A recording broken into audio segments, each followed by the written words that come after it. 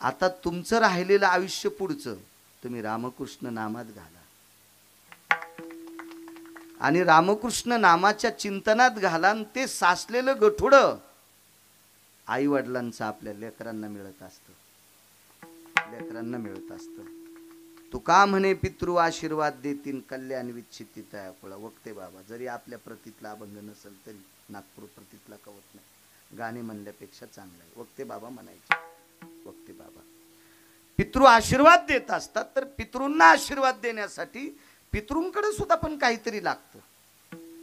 आपल्या मुलांचं बरं व्हावं याच्याकरता आई वडिलांकडे पण झोळीत काहीतरी पाहिजे. मग इथून पुढे रामकृष्ण नामानं तुमची झोळी भरा आणि त्या पुण्याईनं तुम्ही तुमच्या बालकांवर गोड अशा प्रकारचा अमृताचा वर्षाव करताल. अमृताचा. कारण पुढच्याचं कल्याण होण्यासाठी जर आशीर्वाद द्यायचा असेल तर आपल्याकडे पुण्य लागतं. पुण्य पुण्य. श्रीमंत श्री जगद्गुरु तुकोबाराय यांच्या कीर्तनामध्ये शिवजी कासाराचा मुलगा, शिवजी कासारांची पत्नी मेलेलं पोरग घेऊन कीर्तनात आल्या. पुण्य लागतं बरं आशीर्वाद देण्यासाठी. पुण्य. मृत मुलगा होता, मृत, घरीच मृत पावला. पण बाईचे मालक कीर्तनात ते तुकोबारायच्या कीर्तनातले टाळकरी होते शिवजी कासार. गंगाजी मवाळा आणि शिवजी कासार तुकोबारायच्या कीर्तनात चाल म्हणायचे. का रामकृष्ण हरी म्हणायचं यांनी याच्यावर सांगतोय. माझं ऐकू नका, पुराण ऐका, संतांचं ऐका. मी कोण सांगणार तुम्हाला. मांडीवर पोरग घेतलंय, आशीर्वाद लागतो आपल्याकडे, पुण्य लागतं. रडू लागली. शेजारणीने विचारलं बाई का रडता. काही नाही म्हणे, माझा बाळ मृत्यू पावला. मग मशानात नेतो म्हणे. पण त्याचे बाबा कीर्तनात बसले. तुकोबारायच्या कीर्तनात विक्षेप आणायची कोणाची ताकद आहे. ते तुकोबारायचे कीर्तन होतं. योगायोगानं शिवजी कासारांना त्या दिवशी टाळ नव्हता. शिवजी कासारांचा टाळ घ्यायची कोणाची हिंमत. पण प्रतिष्ठित कोणीतरी व्यक्ती आली त्या दिवशी उभी राहिली. टाळांची संख्या कमी असेल आणि त्या दिवशी शिवजी कासार छत्रपती शिवाजी महाराजांच्या मांडीला मांडी लावून बसले होते. त्या कीर्तनातले मुख्य श्रोते 2-3 होते, बाकी काही श्रोते नव्हते असा विषय नाही. मंबाजीबुवा गोसावी होते, अनगडशा फकीर होते आणि रयतेचे राजा छत्रपती शिवाजी महाराज होते. आणि छत्रपती शिवाजी महाराजांच्या मांडीला मांडी लावून बसलेले शिवजी कासार होते. फार पवित्र कासार. किती पवित्र सांगू. सोनबा ठाकूर तुकोबारायच्या कीर्तनात पकवाद वाजवायचे. तर सोनबा ठाकरांनी शिवजी कासारांना प्रश्न केलता की तुम्हाला तुकोबारायच्या कीर्तनातला चालीचा मान भेटला, हे तुमच्याकडे पुण्य कोणतं होतं. वागणं किती गोड असावं लक्षात ठेवा. आपण परमार्थ किती करतो हे सांगायचंच नाही, त्याच्यापेक्षा गोड किती करतो ते सांगा. आपण परमार्थ पाठांतर करतो याच्यापेक्षा आपण आचरणात किती करतो हे ज्याच्या त्याच्या मनाला पुष्ट पाहिजे. आणि कधी बी लक्षात ठेवा, जी गोष्ट निर्मळ असती का ती शेवटपर्यंत टिकत असते. निर्मळ म्हणजे आचरणातली. आचरणातली माणसाला आत्मविश्वास सुद्धा असतो, मी चांगलं केलंय. आणि निर्मळता नसेल तर मग आत्मविश्वास नाही, त्याचं पुण्य नाही, त्याची फलश्रुती नाही, त्याचा लाभ नाही, फायदा नाही, काही नाही, काही नाही. बडबडे तो शीन येणे विना. देवले मालक म्हणले नुसती बडबड झाली ती आपल्या जीवनात, त्याच्या पाठीमागे आचरणाची चौकट असली पाहिजे. शिवजी कासारांनी उत्तर दिलं, मला यांनी रामकृष्ण हरी का म्हणावं याच्याकरता हे पुरावा देतोय. शिवजी कासारांनी सोनबा ठाकरांना सांगितलं, ठाकूरजी या महाराष्ट्रातल्या मातीतल्या बायकांना मी बांगड्या भरतो. मी कासार आहे, माझ्या या ईदभर पोटाची खळगी भरण्याचा माझा व्यवसाय, माझा बांगड्या भरणे आहे. पण किती पवित्र होते शिवजी. त्या शिवजी कासारांनी सांगितलं, या महाराष्ट्राच्या मातीतली देवांगणी सारखी सुंदर असणारी स्त्री तिच्या हातामध्ये बांगड्या भरत असताना कासाराला दोन्ही हाताने तिचा हात धरावा लागतो. दोन्ही हाताने. परस्त्रीचा हात धरायची हिंमत आहे का आपली. दात पडूस तर हानतीन का नाही सरपंच लोक. कासाराला धरता येते की नाही. दोन्ही हातानं हात धरल्याशिवाय बांगडी भरताच येत नाही. चौकट किती सुंदर होती बघा आचरणाची महाराज. कासारांच्या बाबांचं टोपलं खाली टेकलं. ते म्हणले मी थकलो रे आता. शिवजी त्यांचे वडील, जी बाबा आता हा व्यवसाय तुला करायचा आहे, पण बाळा आचरणात कर रे. कडक कर आवाज. जरा हे गेले. सांगितली चौकट, नियम सांगितले. शिवजी कासाराने आपल्यापेक्षा ज्येष्ठ वयाच्या स्त्रीच्या हातात बांगड्या भरत असताना तिच्या हाताला हात लावायच्या अगोदर तिला माय म्हणायचं आणि मग हाताला हात लावायचा. शिवजी कासारांचा नियम होता, बरोबरीची जर स्त्री असेल तर तिला बहीण म्हणायचं, मग तिच्या हाताला हात लावायचा. आणि त्यांच्यापेक्षा वयानं कमी असेल तर लेक म्हणून हाताला हात लावायचा आणि मग बांगड्या भरायच्या. माय, बहीण आणि लेक हा दर्जांतकरणात ठेवून महाराष्ट्रातल्या महिलांना बांगड्या भरल्या. ह्या पुण्याचा उदय झाला आणि तुकोबारायसारखा साधू सापडला, तुकोबारायसारखा महात्मा सापडला. महाराज रंगारूपानं दिसणारे जगात खूप सापडतील, तुमचं कल्याण करणारी सापडली पाहिजे. कल्याण ऐका पुढे. तर मृत मुलगा बाई कीर्तनात घेऊन आल्या तर तुकोबारायने देवालाही सांगितलं असेल, पंढरीतल्या मालकाला, काशीतल्या मालकाला, सत्यलोकातल्या मालकाला, तिघांनी सांगितलं आयुष्य संपलंय, आमच्याच्यानं काही होत नाही. पण काय योग महाराज, मांडीवर मेलेलं पोरग उठतंय आणि आईचे डोळे पुसते. आई रडू नकोस बस. हे तुकोबारायाच्या कीर्तनातला पुरुषार्थ आहे. तर श्रुती नावाची व्यक्ती तिन्ही देवांकडे गेली. शांत शांत वारकरी व शांत. काय झालं? अहो मोठ्यान घ्या ना, कशाला लेकरांकडे देता? मोठ्यान घ्या, तुम्ही घ्या. त्याच्या अंगावर कुठं धोतर रे? विठाला विठाला विठाला विठाला विठाला.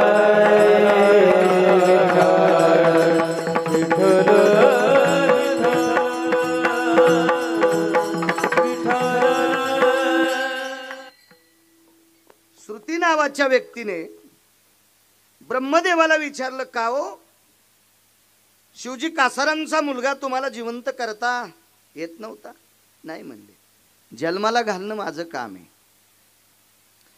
काशीतल्या आणि पंढरीतल्या मालकाला श्रुतीने विचारलं, का हो तुम्ही का नाही केला?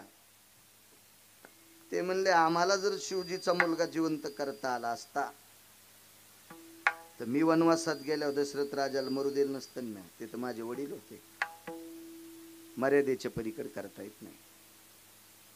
मग श्रुती माता ही तुकोबारायाकडे गेली. यांनी रामकृष्ण हरी का म्हणायचं याचा मुद्दा आता ऐका. श्रुती माता तुकोबारायाकडे गेली आणि तुकोबारायाला विचारलं, पूज्य श्री गुरुवर्य, तुकोबाराय तुमच्या चरणी दंडवत. कडक करा आवाज, मॉनिटरला द्या आवाज. तुमच्या चरणी दंडवत. कारण तिन्ही देव मुलगा जिवंत करू शकत नाही, तुम्ही केलाय, याचं कारण काय?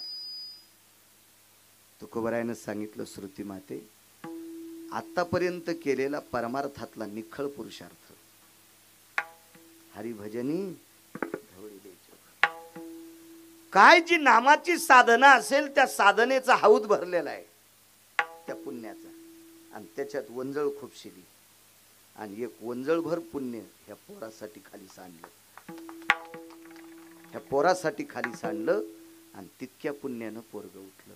दिली चाली वाचा, दिली चाली वाचा, दिली चाली वाचा, दिली चाली वाचा.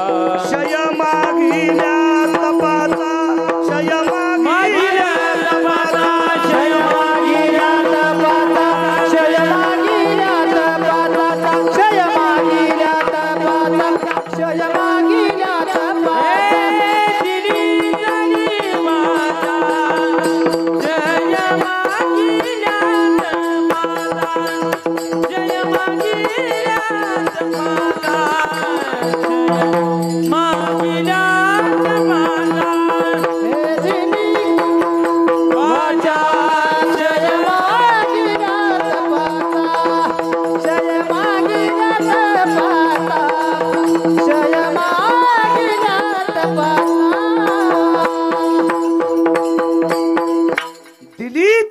वाचा आणि क्षय मागिल्या तपाचा. पण तप लागन का नाही महाराज? ज्याच्याकडे तपश्चर्याचं पुण्य आहे, साधनेचं पुण्य आहे, नामजपाचं पुण्य आहे, अशा पुण्याचं गाठोडं ज्याच्याकडे असतो तो पुढच्याचं कल्याण करू शकतो. तेच आई वडील लेकराचं कल्याण करू शकतात ज्यांच्याकडे नामसाधनेचं पुण्य आहे. आणि म्हणून सात्विक सदाचारी पुण्यशील 2 बाळं तुम्हाला दिली. त्या बाळांचं गोड अशा प्रकारचं कौतुक व्हावा, आदर व्हावा. गरुडाच्या पंखाने त्यांनी झेप घ्यावा. ते ज्या क्षेत्रात काम करतात त्या क्षेत्रात त्यांनी उंच भरारी घ्यावी. अशी उदात्त अंतकरणाने आई वडिलांनी आशीर्वाद द्यावा. याच्याकरता इथून पुढे त्यांच्याकडे रामकृष्ण नामाचं पुण्य लागेल. आणि म्हणून त्यांनी जेवढा वेळ भेटेल, शेतात दारे पाणी भरत असतील कांद्याला, तर पाणी भरायचं असेल तरी पायानं भुंड दाबायचं. तुमच्याकडे काय म्हणते, वळ भुंड, वाफा, माती लावणं, दार बार किंवा त्या खोऱ्यानं फावड्यानं यानं माती लावायची. दातानं जिबीनं तर लाईतच नाही. कोणी असं करतं का दातानं?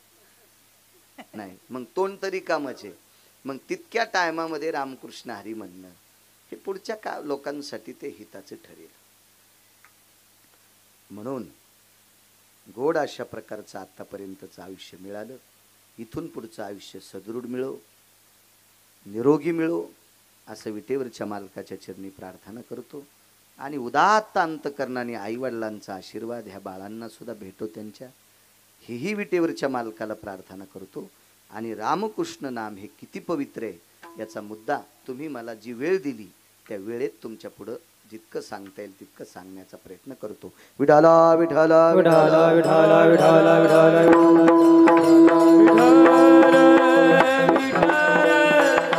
राम आणि कृष्ण हे नाव किती पवित्र आहे, किती पवित्र आहे.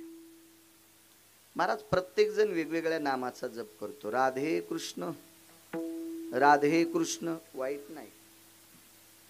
श्रीमन्नारायण, श्रीमन्नारायण. प्रत्येकाची जप वेगवेगळी आहेत. आपोआपल्या ढंगात, आपोआपल्या स्वरात, आपोआपल्या राग रागामध्ये म्हणजे आळवण्याचा प्रयत्न करतात. देवाचं नावच आहे. पण कलियुगी उद्धार हरीच्या नामे. या कलियुगामध्ये रामकृष्ण नामाला महत्व का, त्याचा एक मुद्दा आहे का गोडसा. नारायण नामाच्या ताकदीनं आजामेळाचा उद्धार झाला. आजामेळानं मुलाचं नाव नारायण ठेवलं होतं. पुत्राची आमिषे नारायण घोकी.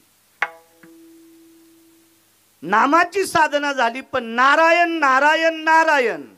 अनाथाच्या नाथे घातला विमानी, नेला उचलोनी परलोका.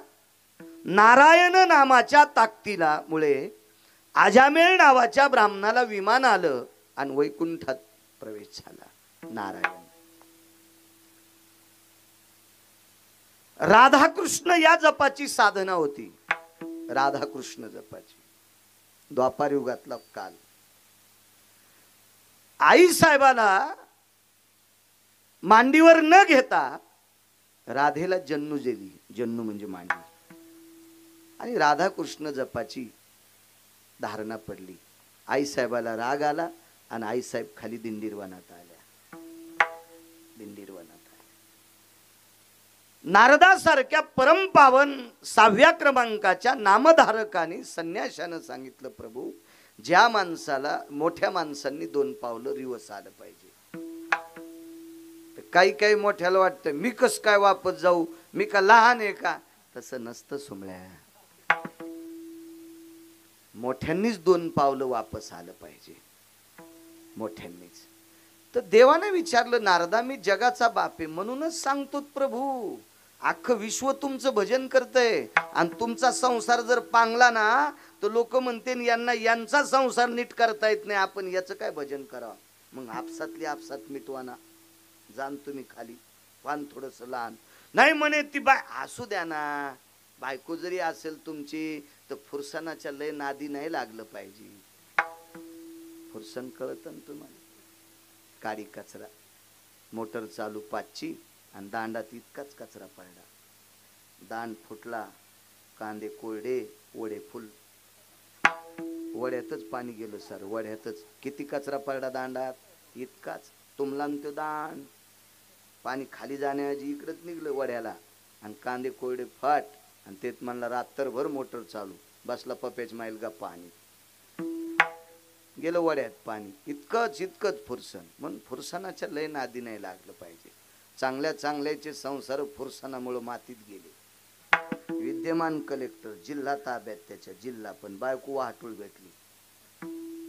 ज्याच्या जीवनात बायको वाहटूळ आहे त्याला सोन्याच्या बंगल्यात पण मसन वाटा. हो ज्याच्या जीवनात बायको सात्विक त्याला ऊस तोडताना पण स्वर्ग. ऊस तोडताना स्वर्ग. 92 एकर जमीन कमिली हो बापानं. पोरग शिकिलं कलेक्टर केलं. कलेक्टर जिल्ह्याचा बॉस सरपंच. 7 दिवस जनतेची सेवा आणि 8व्या दिवशी रविवारी बापाला भेटायला चालला. बायकोन धरलं शर्ट. 7 दिवस समाजाची सेवा करतो आणि 8व्या दिवशी मायबापाकडे जातो तुंतुन्या माय संकशाला लग्न केलं.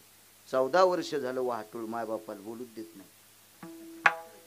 काय सुख असेल त्या कलेक्टरच्या जीवनात. त्याच्यासारखं जीवन नीच कोणाचंच नसेल. विद्यमान कलेक्टर आहे विद्यमान कलेक्टर. फक्त नाव सांगता येत नाही हे वाटलाईन नाही. त्याचं काय ते थोडं तितकं कट करणार आहे. महाराष्ट्रात एकटा तर भोळा यायला लावू देतो. नाही तर बरेच कीर्तनकार आले की जाय फॅक फॅक नाही सध्या नाही चलतंय गिरगाव करायचं. त्या पाणी आहे तर कोरडं झाल्यावर मी नदीला आणि तुम्ही वड्याला आहे तर चल द्या. नादी लागू नये फुरसनांच्या. विटेवरच्या मालकाला सांगितलं जा लहानपणा घ्या. खाली आले. सांगितलं रुक्मिणी मी आलो आता राधेकडे जाणार नाही. राधेकडे जाणार नाहीत पण राधाकृष्ण भजन नाही म्हणले. आता विठोबा रुक्माई म्हणते. खाली भजन कोणतं सुरू झालं मग विठोबा रुक्माई भजन सुरू झालं. पण विठोबा रुक्माई भजन हे आपल्या एकतर भजनाच्या मध्याला असतं. संप्रदायाचा नियम आहे आपल्या संस्कृतीचा. रामकृष्ण नामातली ताकद किती. नारदांसारखा 6व्या क्रमांकाचा संन्यासी परम पावन संन्यासी महाराज जीवनभर भजन केलं. सुरनर किन्नर नारद तुंबर गाती निरंतर रे माधवा मुरली मनोहर रे. सुरनर किन्नर नारद तुंबर. सांब म्हणजे भगवान शिवशंकर. भगवान शिवशंकरांनी नारदांना आणि तुंबरांना भजनासाठी सोबत घेतलं. विरक्त संन्यासी ज्याला शर्ट नाही खिसा नाही सदरा नाही बँकेत अकाउंट नाही. ए बोल नका. ईदभर जमीन नाही आश्रम नाही झोपडं नाही काय नाही असा संन्यासी. करा ना याचा आवाज मोठा. तो संन्यासी एके दिवशी शापाच्या गाठोड्यात अडकला. दक्ष नावाचा राजा भगवान शिवशंकरांचे सासरे दक्ष प्रजापती म्हणून नाव होतं. त्याला शाप दिला. नारदा तुम्ही एका जागेवर कुठंच थांबणार नाही. कायमचा शाप लागला. नारद फक्त भजन सुरू असताना उभा असायचे. भजन संपलं की नारदाला चालावं लागायचं. नारद फक्त मधु नावाच्या अरण्यात थांबायचे. याच्या व्यतिरिक्त कुठं थांबता येत नव्हतं. जिथं प्रल्हादाचा उद्धार केला तिथं बाकी पुन्हा कुठे नाही. सारखे नारद चालायचे सारखी सारखी. नारदांनी तिन्ही देवांना एकत्रित केलं. मीटिंग भरवली. ब्रह्म विष्णू महेश अविरत मी जीवनभर तुमचं भजन करतोय आणि माझा शाप संपत नाही. कारण काय. तिघांनी सांगितलं आमच्या डोक्याच्या पलीकडचा विषय. आणि शिवजीनं सांगितलं मी त्या सासऱ्याला बोलत नाही. त्याला बोकड्याचं तोंड लागलं. नंतर ते सर्वांना भागवतातलं कथा भागण्यात बघा तुम्ही लक्षात येईल तुमच्या. खूप प्रयत्न केला पण नारदाचा शाप काही संपला नाही. नारदाला एक वारकरी भेटले. त्या वारकऱ्याचं नाव तुम्ही बघा शोधा. सगळं सांगायला गुत थोडं घेतलं मी. सगळ्या गोळ्या एकखट्या घेतल्या की रिॲक्शन येत असते. हे शहाणी डॉक्टरांकडून तुम्ही ऐका. मलाही 10-12 दिवस झालं सलाईन चालू होते. व्हायरल वाढलं होतं श्वासाचं. फिरू होत होते. त्या महात्म्यानं सांगितलं नारदा तुमचा शाप मोचन करायचा असेल तर हा शाप संपवायचा असेल या दुःखातून तुम्हाला मुक्त व्हायचं असेल तर तुम्हाला भजन करावं लागेल. तापले नारद म्हणले काय बोलता तुम्ही, मी भजन करीत नाही तर काय करतो मग, काय गोट्या खेळतो का मी. ते म्हणले नारदा आमच्यावर रागवू नका, तुम्ही भजन करता श्रीमन नारायण नारायण नारायण नारायण, तुम्ही भजन करताना आम्ही सांगतो त्या नामाचं करा, रामकृष्ण नामाचं भजन करा. नारद म्हणले अरे नारायण तूच आहे, रामकृष्ण तूच आहे, तूच विष्णू तूच राम तूच विठ्ठल सगळे. ते म्हणले असू द्या ना पण करा ना, करा करा. गव्हाच्या पुऱ्या होत्यात, गव्हाच्या चपात्या होत्यात, गव्हाचे कानुले होते, तर गव्हाच्या करंज्या होत्या, गव्हाच्या पुरणपोळ्या होत्या, गव्हाच्या शेवया होत्या, आहे का नाही. काय काय एकाच गव्हाच्या, असू द्या ना विष्णू. मग शेवयाची चव वेगळी, पुऱ्याची चव वेगळी, पुरणपोळीची वेगळी, चपातीची वेगळी, प्रत्येकाची भिन्न भिन्न आहे, फलश्रुती वेगळी आहे ना. मनानं रामकृष्ण हरी. नारद म्हणले महाराज ऐकतो राव तुमचं, पण लक्षात घ्या बरं माझ्याशी गाठ आहे. नारदाशी पंगा घेणे इतकी सोपी गोष्ट आहे, ते फक्कड साधू. त्या महात्म्यानं सांगितलं देवर्षी नारद रामकृष्ण नामाची साधना करा, पण मी सांगतो तिथं करा, बद्रिकाश्रमात करा. महाराज तुम्ही तिथं जाता का, तुम्ही जितकं पवित्र वागता त्याच्यावर तुम्हाला तिथली फलश्रुती प्राप्त होत असते. परवाला एक जण प्रयागराजला गेला कुंभाला. म्हणलं कुठं निघाला रे, म्हणलं कुंभाला. काय आणलं, 700 रुपयाच्या तंबाखूच्या पुढे. म्हणलं हे कशाला, ते म्हणला तितक्या गर्दीत मला भेटते का तिथं. मग जातानाच 700 रुपयाची तंबाखू नेली. ते म्हणलं इतक्या गर्दीत तिथं चंगराचंगरी व्हाली आणि तिथं दुकानं भेटतील का तंबाखूचे. मला सांगा हा भाडवा 700 रुपयाची तंबाखू खाऊन जर प्रयागराज मध्ये थुकत असेल तर याला त्याच भूमीत जरी पुरलं तरी या हरामखोराला मोक्ष भेटेल का. दागी ते नये, दागी ते नये वंगनाच्या कामा. काय वा वा वा वा वा.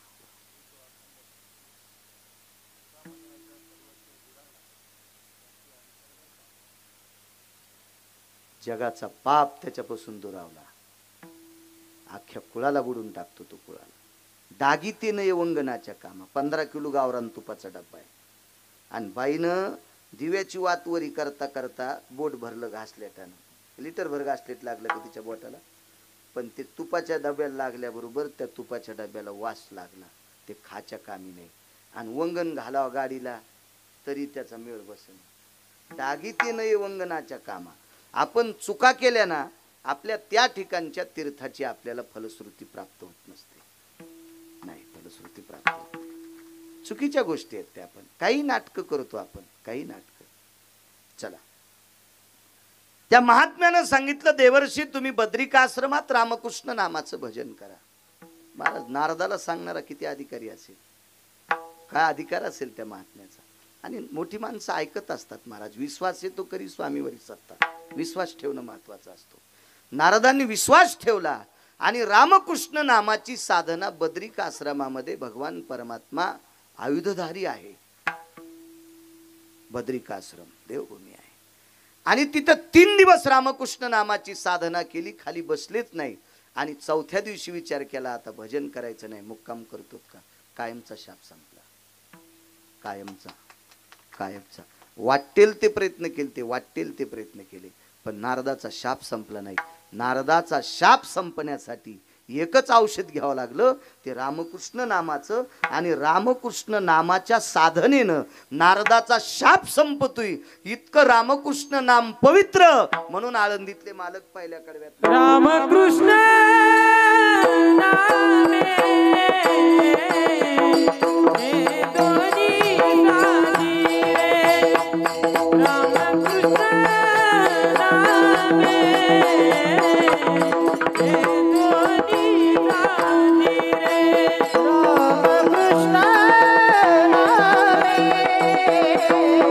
हे दोन्ही साधी रे. रामकृष्ण नामे हे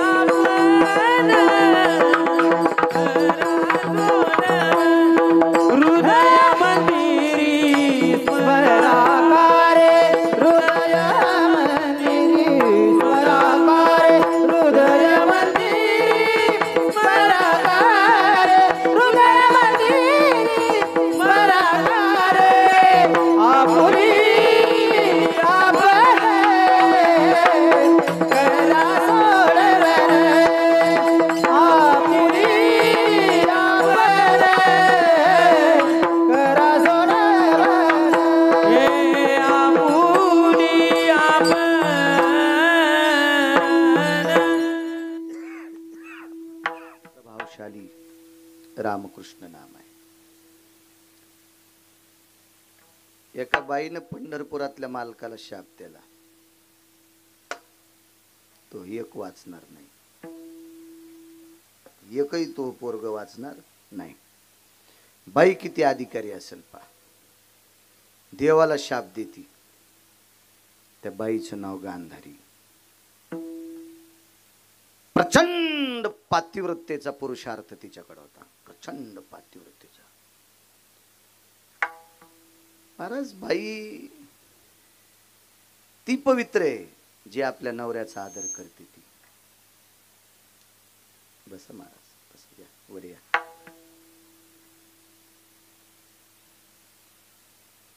किलोभर सोनं आणलं नवऱ्यानं, तरी त्याला भाकर वाढायला तयार नाही.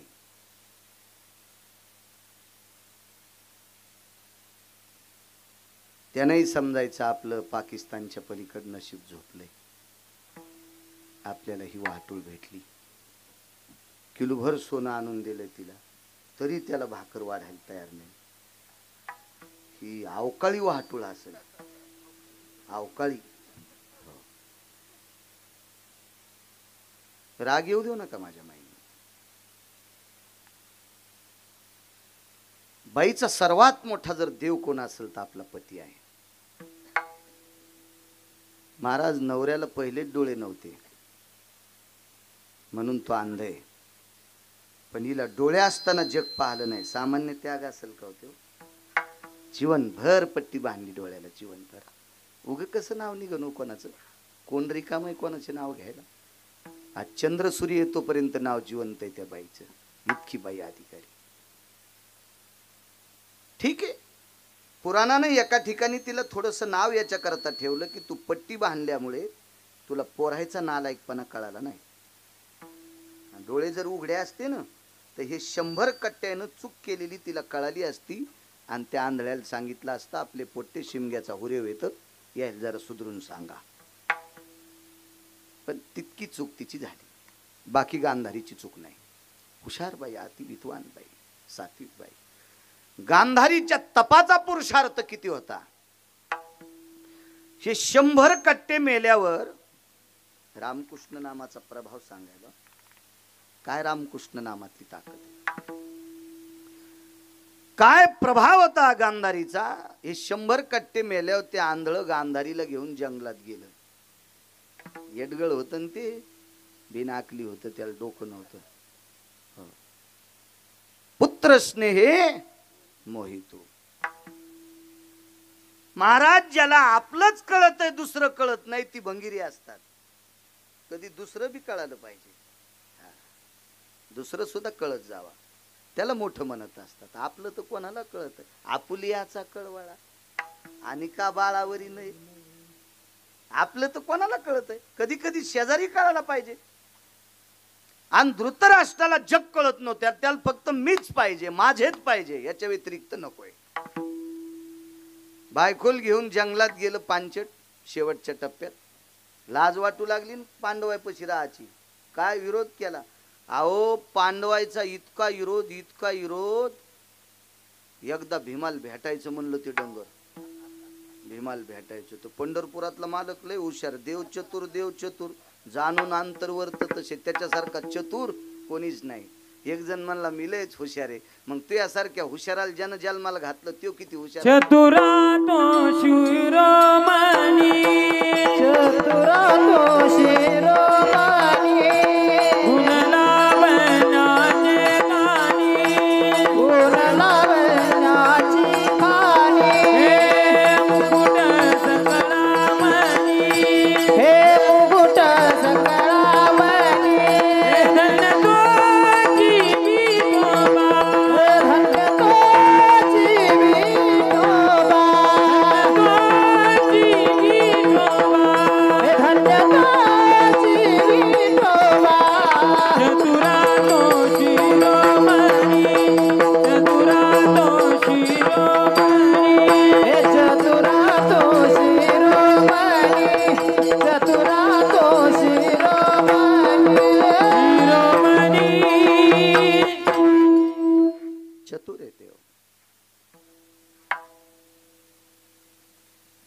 देवासारखा चतुर, देवासारखा चालून, देवासारखा गुंड जगात कोणी नाही. महाराज रावणासारख्या गुंडाला ज्यानं आपटू आपटू हाणले, ते किती नंबरचा गुंड. ते टाटरण वायर चोरणाऱ्याला तर घरात घुसू घुसू आली. काय यायची काय कथा असते या गुंडाड्याची. तो आहेसच कोणता गुंडन, काय तुही लायकीन, काय तुही पात्रता, पांचाटा गुंड म्हणून घेतो स्वतः. ज्याची एक चौकट टिकल्यावर 13-12 खासदार होता येते, अशा 7 कोटी चौकटी कोणाची माय येली त्याच्या विरोधात फॉर्म भरायला, त्याला हाणलंय. तर मुठभर पैशावाल्या गुंडाळायला तर नाही आपटायचा का कुठं नेऊन एखादा, त्याचं लोणचं घालायचं, लोणचं चिरून लोणचं, हा, आणि कुत्र्याला वाढायचं पुन्हा. तर देव आहे महाराज. देवानं पोलादाचा भीम तयार केला, मखमली कपडे घातले, इतको डोंगर बेमान. बापा बापा बापा बापा बापा. हो, चुलता बापा समान असावा, बापा समान असावा. महाराजा बापा समान चुलत्यानं लोखंडाच्या भीमाचा वाळा करून टाकला, वाळाच केला, वाळाच. पंढरपुरातले मालक म्हणले, मला माहित होतं ह्या वरून बी आंधळे पोटातून बी आंधळे. कोपटी होत ते, कोपटी जंगलात. बाईचा पुरुषार्थ सांगून मुन्नी निघाले इतकं दुकान, मला पाणी देताना गवत उपटायचं ना ते. रुपयाचे पैसे वाचते महाराज, रुपयाचा ताण नाही ते ना देते. महाराज जंगलात वाघ आला 7-8 दिवसाचा भुकेलेला. त्याच्या लक्षात आलं खावा आता, सापडले आंधळे. पावलं वाजल्याबरोबर बाईच्या लक्षात आलं हिंस्र पशु, पट्टी बांधली, ती जवळ गेली आणि मांडीवर बोट टेकलं. महाराज पातिव्रतेचा पुरुषार्थ नवऱ्याच्या अंगात गेला आणि वाघ मान खाली घालून वापस गेला. पातिव्रतेचा पुरुषार्थ नुसता स्पर्श केल्याबरोबर अपवित्र नवरा पवित्र होतो आणि वाघ पाहून वापस जातो. महाराज माझ्या माईनं तुमच्यातली ताकद आहे, तिची देवावरी सत्ता.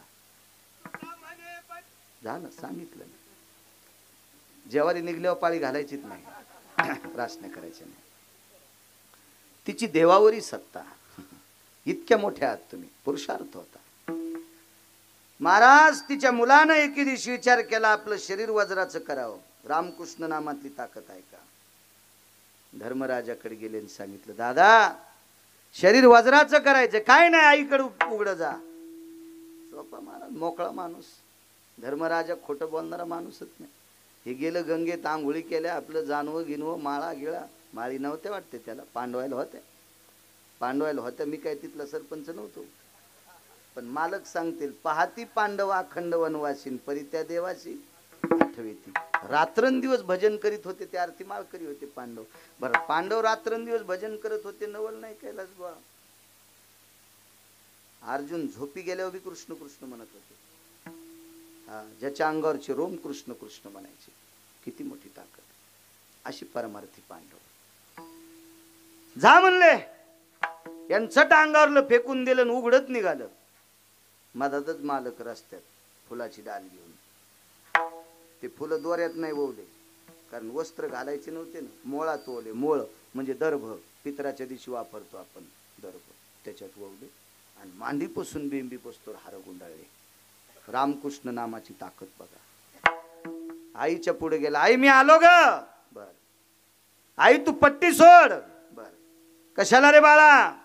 धर्मदादानं सांगितलंय, तू माझ्याकडे बघितलं की वज्राचं होईल, अंगावर कपडे नाहीत. कपडे नाहीत? नाही. माई शपथ. म्हणला आई तुही शपथ. आणि शपथ घालायला काय हरकत होतं? कपडे नव्हते, फुलं कुठं कपडे असते? उघडे. सगळं अंग वज्राचं झालं, पण मांडीपासून बेंबीपासून हाडा मासाचं. वाटात कोण भेटलं होतं? सुदामा माळी भेटले होते. माळी नव्हतं रे, हे द्वारकेतलं काळं होतं. सुदामा माळी नव्हता, हे द्वारकेतलं काळं होतं. महाराज डोळे उघडे होते आणि आपल्या लेकराचा पुरुषार्थ तितकाच कमी दिसतोय म्हणून दुःख वाटलं.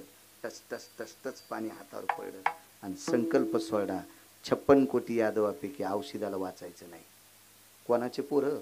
पंढरपुरातल्या मालकाचे. देवाला 48,324 मुली आणि 1,61,000 मुलं, सगळ्यांची मिळून 56 कोटी यादव. म्हणजे आत्ताचा अर्धा भारत. आत्ताचा अर्धा भारत. अर्धा. प्रत्येक स्त्रीला 3-3 मुली झाल्या आणि 10-10 मुलं झाले. 16,108 गुणिले 3, 16,108 गुणिले 10 घरी गेल्यावर गणित करा. आणि मग पौत्र नाती पंथी याच्यासाठी मग पुन्हा दुसरं पाहावं लागेल. हो, पुन्हा गणित बघू ना आपण ते. हो, सगळं एकाच दिवशी ऐकलं की पहिलं विसरून जात असतं. त्याच्यामुळं 11-11 ऐकत जा.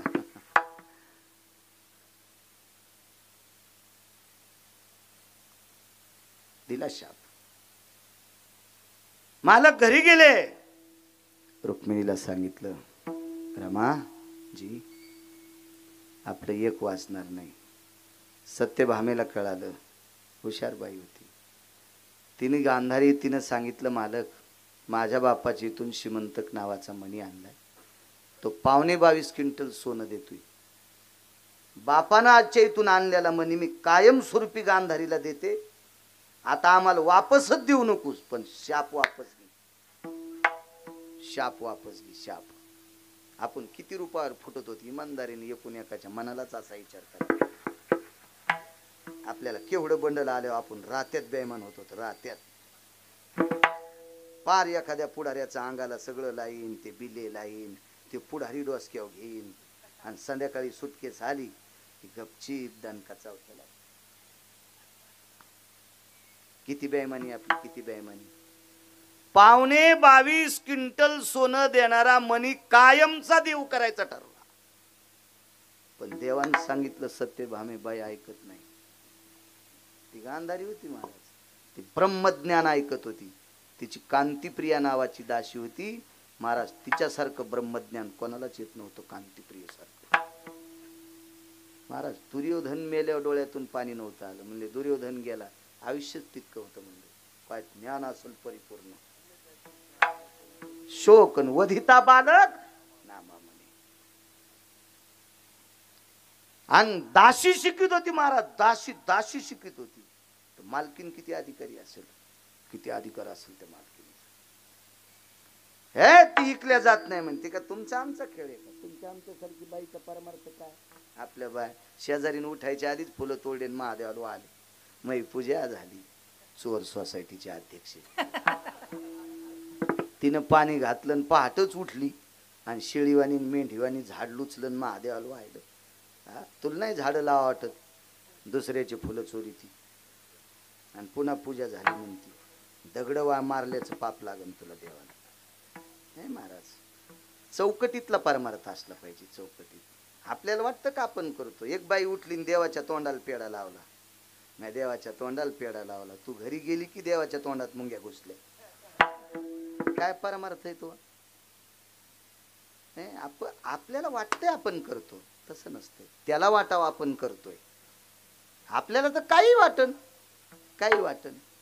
महाराज पेढा लावणारनीपेक्षा चिवट्या हाणणारा कितीतरी श्रेष्ठ ठरला. त्यानं ऊस खाल्ला आणि चिवट्या फेकून आणल्या. त्या अंगावर थोड्याच पडत आहेत. साऱ्या मुंग्या चिवट्यावर आल्या. देव म्हणला हेच बरा. ही मंजुळा आली आणि छटाक भर पेढा लावून गेली. मग होट खाल्ले. राजस सुकुमार मदनाचा पुतळा सरे होट खाल्ले देवाचे मुंग्याने. कशाला ना मंदिराला येडा घालताना मागून पेढा चिटकीती. देव मागून खात असतो का. सगळ्या मंदिराच्या भितडायला मागून पेढे चिटकिलेले आहेत. मागून मागून कवा सुधरा त्यांत सुधरू रे बाबा. काही विषय नाही ते. त्याची त्याला कळालं ना. पाहते चंद्रभागे काल टीव्हीवर मी काल कीर्तनाला गेलो. मोठ्या माणसाचं घर होतं, तर त्या टीव्हीवर पट्टी पाहिली. आपल्याला कुठून पट्टी फट्टी येणार आहे. असं बारीकचं डबकं आपलं चुनार लहानसा, त्याच्यावर काय येत नाही पट्टी. तर चंद्रभागा शेवाळानं कपड्याने व्यापली. आता मागवारी उद्याची. तर कपडे जास्त कोणते असतात माहितीये का यांचे. जुनी चोरी टाकायची. यायला कोणी सांगितलं काय माहिती. नका करू माझ्या माईनं असं.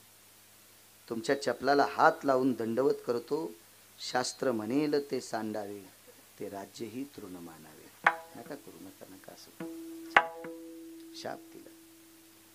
महाराज एवढं सोनं द्यायची तयारी झाली तरी पण बाई ऐकत नाही. देवाला माहित होतं बाई ऐकत नाही. विटेवरच्या मालकानं काशीतल्या मालकांना बोलून घेतलं. ब्रह्मदेव सगळे बसले. सगळ्यांनी विचार केला तुमचे 56 कोटी यादवातला एक सुद्धा वाचत नाही. एक नाही वाचत, एक वाचणार नाही, एक सुद्धा नाही.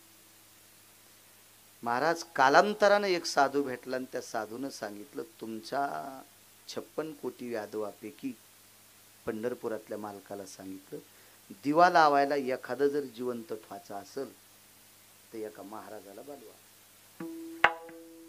ते महाराज रात्रंदिवस रामकृष्ण नामाचं भजन करीत होते. त्या महाराजाचं नाव होतं सुदामदेव. आणि सुदामदेवाला आमंत्रित केलं. मग रुक्मिणी आई साहेबाने आपला प्रस्ताव मांडला, गुरुवर्य सुदामदेव, माझ्या 1,61,000 पोरांपैकी कोणतं बी एक वाचवा. सुदामदेवानं सांगितलं बाई मुलगा तर वाचतच नाही, फक्त नातू वाचितो एक. अनिरुद्धाचा मुलगा, त्याचं नाव आहे वज्र. वज्र मग हाच का वाचिता. मी पोरबंदर म्हणजे सुदामपुरी, पोरबंदर म्हणजे सुदामपुरी, तिथून द्वारकेपर्यंत पोह्याची गाठ घेऊन रामकृष्ण नामाचं भजन करीत आलतो. आणि त्या रामकृष्ण नामाच्या भजनाचा पुरुषार्थ त्या पोह्यावर पडला आणि त्या पोह्याचा प्रसाद वज्रानं खाल्ला होता. बाकी देवाच्या कोण्याच मुलांना नाही, कोण्याच नातवांना नाही. एक गाठ भेटली होती वज्राला. महाराज रामकृष्ण नामाच्या पुरुषार्थाने 56 कोटी यादवापैकी दिवा लावायला एकच शिल्लक राहिलं. ते रामकृष्ण नामाचा पुरुषार्थ होता, सुदामदेवाचा प्रसाद होता रामकृष्ण नामाचा. आणि रामकृष्ण नामाच्या प्रसादानं देवाचा नातू वाचतोय. इतका रामकृष्ण नामाचा पुरुषार्थ मोठा आहे. म्हणून आळंदीतले मालक म्हणले रामकृष्ण नामे हे दोन्ही साजी रे. रामकृष्ण नामे हे दोन्ही साजी रे. रामकृष्ण नामे हे दोन्ही साजी रे. रामकृष्ण नामे हे दोन्ही साजी रे. रामकृष्ण नामे हे दोन्ही साजी रे. रामकृष्ण नामे हे दोन्ही साजी रे. रामकृष्ण नामे हे दोन्ही साजी रे. रामकृष्ण नामे हे दोन्ही साजी रे. हृदय मंदिरी स्मरा करे. हृदय मंदिरी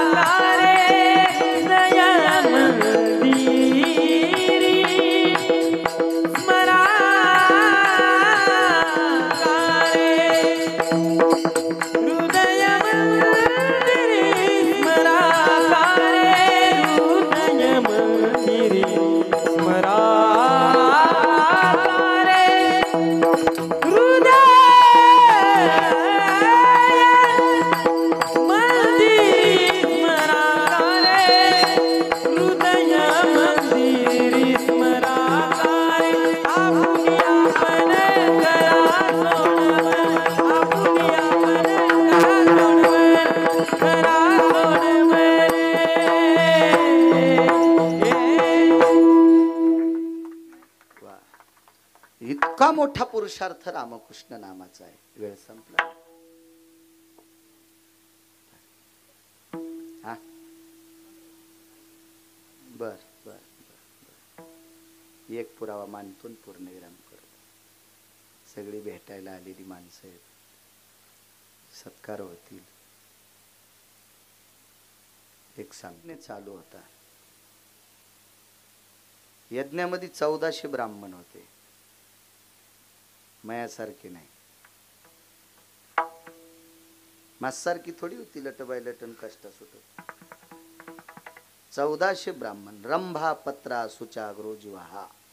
रंभा म्हणजे केळी, पत्र म्हणजे पान. केळीच्या पानासारखी पातळ जिभा असलेल्या, पाणिनीचे सूक्त म्हणणारी 1400 ब्राह्मण होती, 1400 ब्राह्मण. वेदायुर्भूषितो यजयो जज्ञिरेणाम मखे शुद्धा सर्वस्थितो घृतेषु हास्ति शुंडा दंडेन यजायतेन वैशान्नरो यभवो पुण्या स्वकाराति भवाय तर्पणा भजायते नाम. आज जरा हे गेले आपला आपला आकारात फाच इथल्याला कळन, पण याच्यावर पाहिलं ते म्हणते वा घरावानी कोण आरडू लागला नंतर लोक म्हणते. त्याच्यामुळे आपल्या आपल्या परिस्थितीनुसार आज गेलेले ढकत बोलता आलं तीच मोठी गोष्ट. डॉक्टर हुशे साहेब 10-15 दिवस झालं कृपा करायला. पाणिनीची सुक्त म्हणणारी काही काहीचे मंत्रोच्चार लय ऐका वाटतो.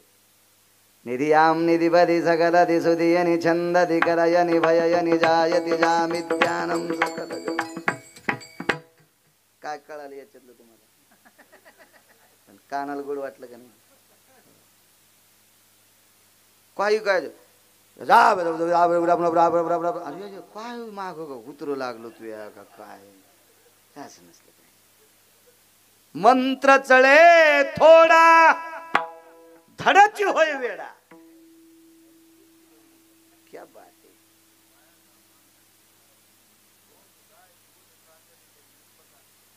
जिवंत ज्ञानेश्वरी इथे.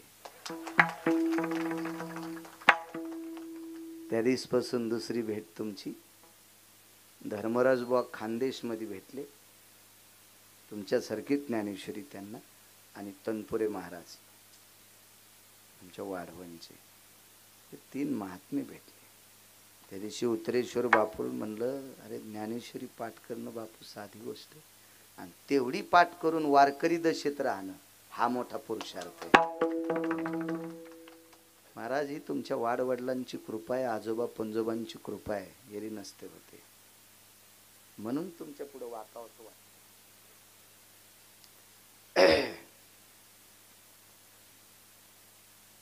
चुकीचं म्हणायचं नाही महाराज. राग येऊ देऊ नका कैलास बुवा, सुनील बुवा. बरोबर आहे सुनील? महाराज गाता येतं म्हणून भजने नाही, वाजिता येतं म्हणून भजने नाही, कीर्तन करता येतो म्हणून वारकरी नाही. तत्व सांभाळतो तो वारकरी. कीर्तन श्राद्धाचा असो, संतपरास एखादा अभंग घेतला असेल, उपदेशपर घेतला असेल आणि त्या अभंगाचं निरूपण महाराजांनी केलं आणि ते निरूपण जर गोड असेल, सात्विक कोमल असेल, तुमच्या इंग्रजी भाषेमध्ये इमोशनल असेल आणि ते प्रमाण सुटल्याच्या नंतर गायकानं ढिकचक ढिकचक जर चाल लावली तर सगळं नदीला गेलं समजायचं. तुका निळा म्हणे नवरस देख जानती गायक विरळा तो. निळोबाराय म्हणतात ज्याला कीर्तन ऐकत असताना अर्थदृष्टी ठेवून हा रस कोणता वापरायचा, आता कुठला राग लावायचा आहे, त्या पुराव्याला त्या प्रमाणाला कुठला कुठला स्वर लावायचा आहे हे ज्याला कळतंय त्याला गायक म्हणायचंय. मनानं लावता त्याला नाही. राम वनवासाला चालले आणि कसा मला टाकून गेला या असं कसं जमन सुमळ्या.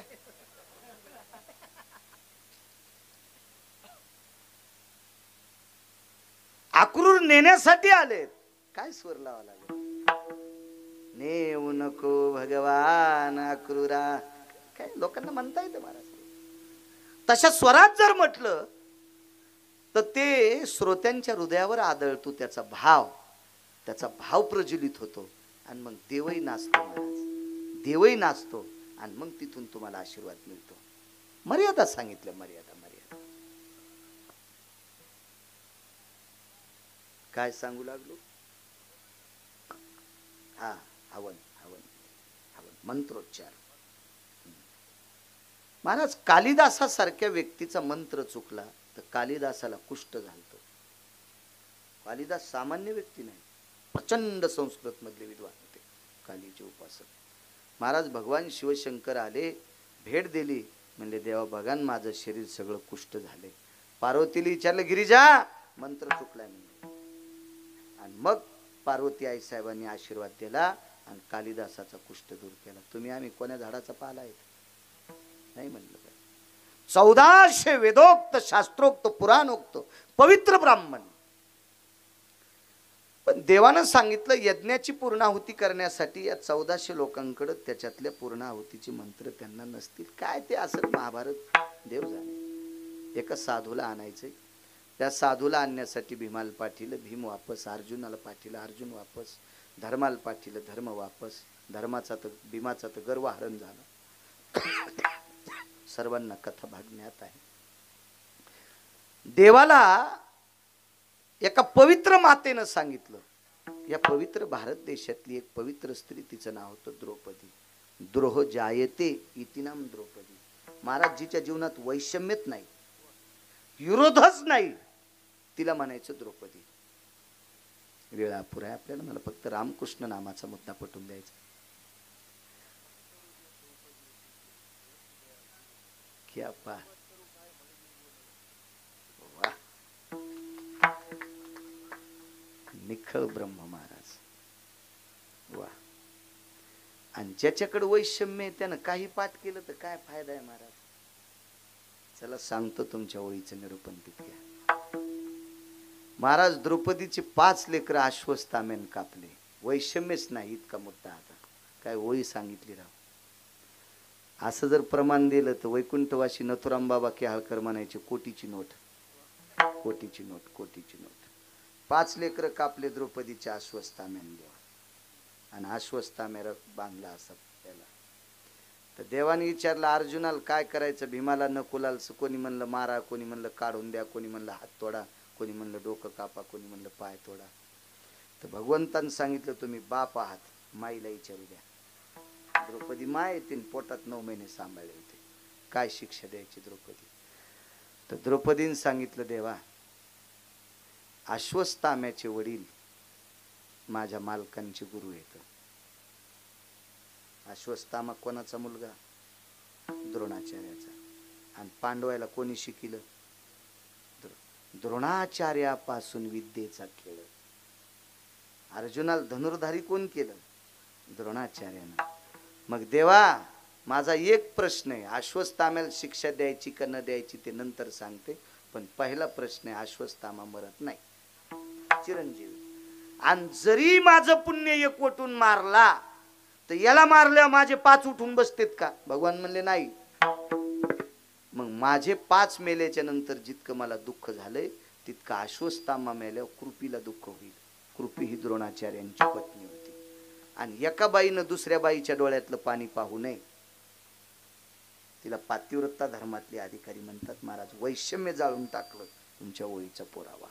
त्याला म्हणते द्रौपदी. द्रोह जायते इति नाम द्रौपदी. आणि त्या द्रौपदीनं सांगितलं प्रभू जे महाराज तुमचा लेटर पॅड दिल्यावर येत नाहीत, ज्या महाराजांना धर्म भीम अर्जुन नकुल सहदेव माझे कपाळाचे मालक आणू शकत नाहीत त्या महाराजाला मी आणते. भगवान म्हणले ताई कसं शक्य आहे ग. आणते मी, फक्त सोबत चला. भगवान म्हणले मी नाही पायी चलत, तुम्ही रथात बसा मी पायी चलते. आणि द्रौपदी इंद्रप्रस्थ हस्तनापूर पासून त्या आश्रमापर्यंत द्रौपदी आई साहेब पायी गेल्या. आणि तिथे गेल्यावर महाराजांना नमस्कार केला, आतून आशीर्वाद दिला. अखंड सौभाग्य होती भो. एक जण म्हणला बाई पाया पडी कस काय कळालं. बांगड्या वाजल्या ना, ती घालीत होती, ती बांगड्या घालीत होती. एक जण म्हणला महाराज मै बायको घालीत ना. मिळालं मग आपत्यात मला घाल तिच्यावरच्या, नाही तर कधी कधी तू घाली जाय. तू या ऐकन आम्हाला हंतू वय सुंबळ्या. ती बांगड्या घालीत होती. बांगड्याच्या आवाजानं लक्षात आलं बाई पाय पडी. 2दा फायदा झाला द्रौपदीचा. हा एकदा अखंड सौभाग्य होती भाऊ आशीर्वाद. निष्पांडवी पृथ्वी करील भीष्माचा शाप होता. संध्याकाळी पाय पडायला नेलं पंढरपुरातल्या मालकांचं. पाय पडायला जाय. पहाट पहाट संध्या चालू होती आणि पाय पडे. अखंड सौभाग्य होती भाऊ. बाहेर आल्यावर द्रौपदीने